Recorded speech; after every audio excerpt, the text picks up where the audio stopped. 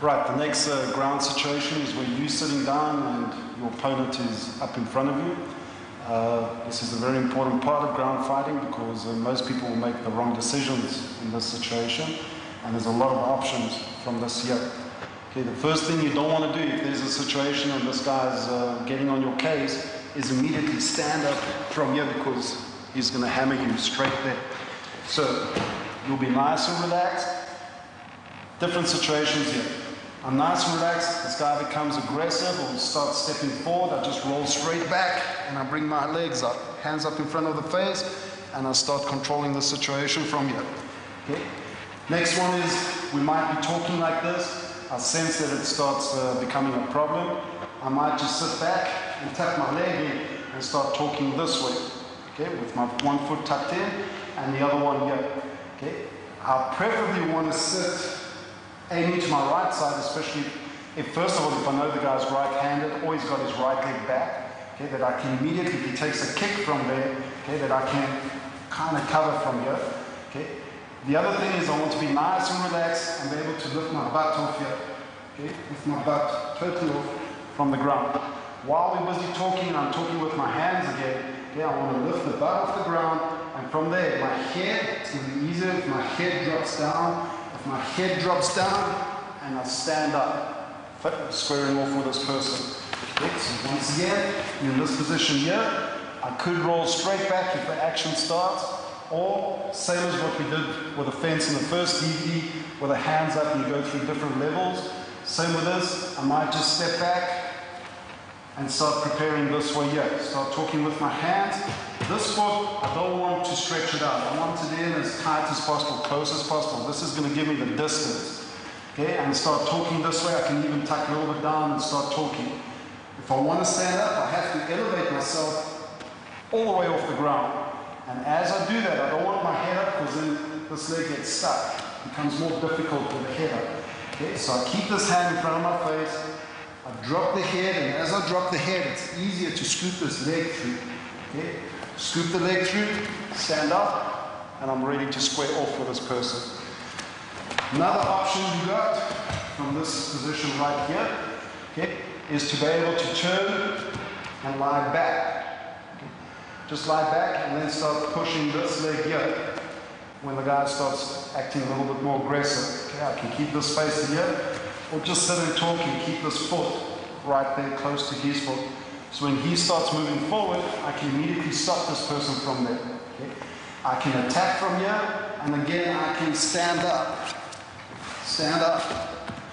from this position. Okay? So this is also a very good position to be in. I might, if the fight becomes aggressive immediately, I might get this foot up here. Okay? Might even kick from this position, get back to this position, get back to this position. Okay, when he comes forward, I might immediately go back to this position. This is the safest position when the guy becomes very aggressive, is just to roll back and immediately get your feet up in between him and you. Okay?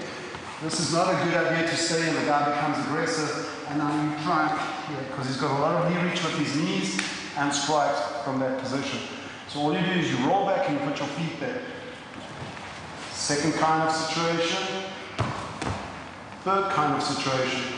You might even be lying on the beach with the legs nice and straight and this guy comes and straddles himself right over your legs here.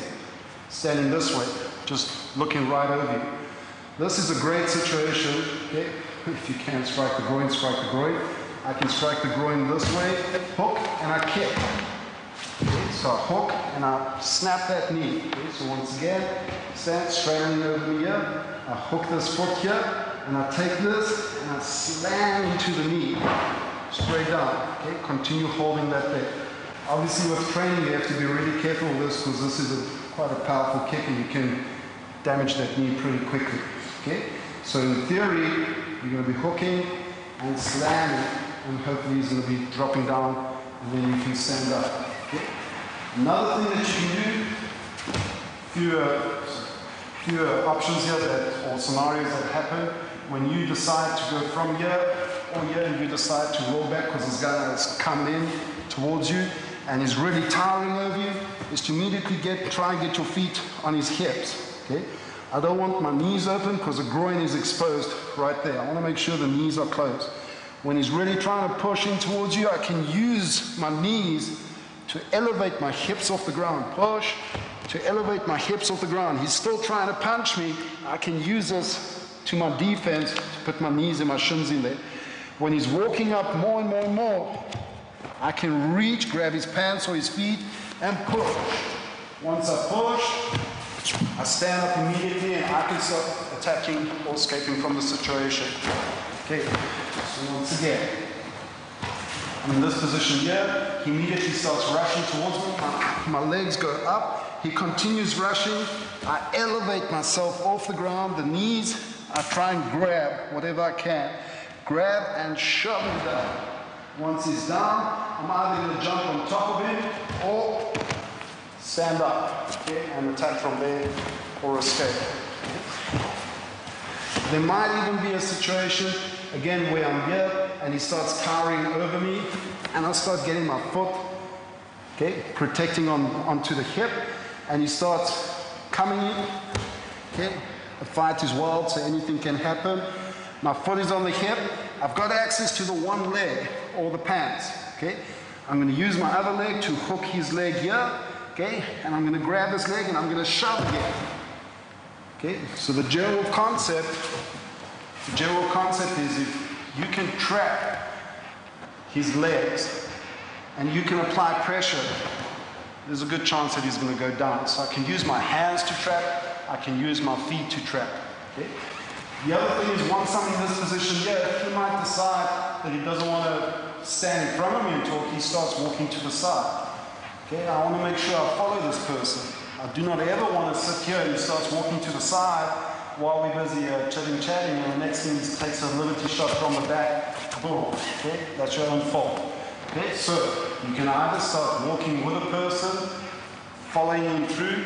If he starts, if the situation becomes a little bit more aggressive again, you can go back. When he starts walking or circling around, you can move around with him, keeping you at his feet, right there. Okay.